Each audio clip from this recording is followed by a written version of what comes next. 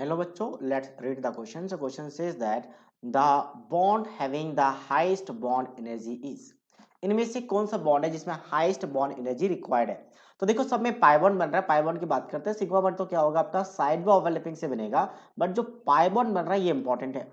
तो pi bond की बात कर लेते हैं एक बार। इसको प्रॉपर ऐसा लिख लेते हैं कि आपके पास यहाँ पे इन दोनों में कार्बन कार्बन और यहाँ पे सिग्मा बॉन्ड और ये पाई बॉन्ड बन रहा है। सेम ऐसे आपका कार्बन एंड सल्फर है, तो यहाँ पे भी आपके पास क्या रहेंगे, दो ऑर्बिटल्स होंगे और पाई बॉन्ड बनेंगे।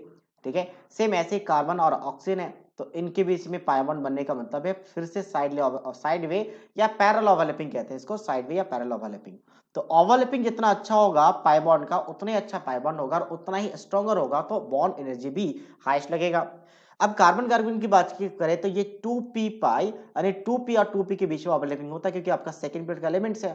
तो 2p और 2p ऐसा कैसे पता चलता है? जैसे कार्बन का एटॉमिक नंबर होता है 6, जिसकी इलेक्ट्रॉनिक कॉन्फिगरेशन लिखा जाता है 1s2 2s2 एंड 2p2। तो p ऑर्बिटल से पाई बॉन्ड बनाती है। ठीक है, अच्छा सल्फर की बात करें, सल्फर और फास्फोरस थर्ड पीरियड का एलिमेंट है, तो उसके लिए 3p आएगा। तो यहाँ पे 3p और यहाँ पे 2p के बीच बन रहा है, तो ये ऑब्वियसली वीक रहेगा, ये वाला स्ट्रॉन्गर रहेगा।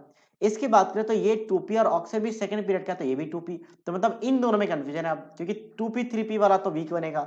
यहाँ पे की बात करें तो फास्फोरस 3p है यानी थर्ड पीरियड का एलिमेंट है, और नाइट्रोजन सेकंड पीरियड का है, तो यहाँ पे 2p। तो ये पाई बॉन्ड है 3p और 2p के बीच है, तो इसका मतलब ये दोनों तो वीक बन चुका है, ये आपका वीक है और ये भी आपका वीक है। तो अब हमारे पास फर्स्ट एंड थर्ड में कंफ्यूजन है, इनमें कंपेयर कैसे करें? तो इनमें देखा जाता है इलेक्ट्रोनेगेटिव का डिफरेंस, इलेक्ट्रोनेगेटिव का डिफरेंस होगा तो मॉलिक्यूल्स पास पास आएंगे, क्योंकि electro oxygen is more electronegative atom, तो शेयर्ड पेयर इलेक्ट्रॉन को खुद की तरफ खींचता है, तो इसके लिए कार्बन को खुद की तरफ लेके आएगा, तो बॉन्ड लेंथ को शॉर्टेज करेगा और स्ट्रॉन्गर बॉन्ड बनाएगा।